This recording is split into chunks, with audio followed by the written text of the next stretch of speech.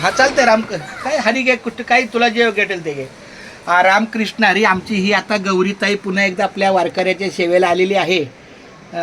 मला हिचं गौरीताईच नाव माहिती आहे, मला पुढचं एवढं लक्षात नाही, पण विजय काय विजय बगाडे. हा विजय बगाडे, गौरी विजय बगाडे. तिचा मुलगा तिने पण छानपैकी लिहिलं, खूप छान त्याने. बोल रामकृष्ण हरी विठ्ठल केशवा गोविंद माधवा. रामकृष्ण हरी विठ्ठल केशवा गोविंद माधवा. लिहत जा, ते बोलत जा लिहत जा. रामकृष्ण हरी विठ्ठल केशवा गोविंद माधवा. हा रामकृष्ण हरी विठ्ठल केशवा गोविंद माधवा. रामकृष्ण हरी विठ्ठल केशवा गोविंद माधवा. रामकृष्ण क्या हरी बात है. विठ्ठल केशवा गोविंद माधवा. अरे वा.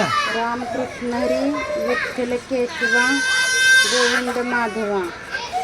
रामकृष्ण हरी विठ्ठल केशवा गोविंद माधवा. हा रामकृष्ण हरी विठ्ठल केशवा गोविंद माधवा. रामकृष्ण हरी विठ्ठल केशवा गोविंद माधवा. रामकृष्ण हरी विठ्ठल केशवा गोविंद माधवा. या दादा. रामकृष्ण हरी एक मिनिट ये. गोविंद माधवा. अरे वा. रामकृष्ण हरी विठ्ठल केशवा गोविंद माधवा. अजून एकदा बोल. रामकृष्ण हरी विठ्ठल केशवा गोविंद माधवा. आमच्या गौरी त्याला एक विनंती आहे, तुला रामकृष्णात लिहिल्यावर खरं सांग कसं वाटतं?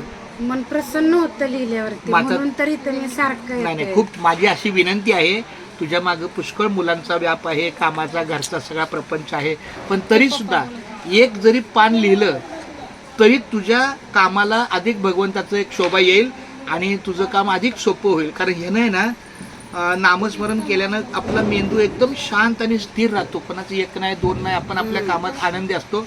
तर दिवसाला एक पण लिहायचा प्रयत्न करशील का बाळा? रामकृष्ण हरी माझ्या बाळा, रामकृष्ण हरी. रामकृष्ण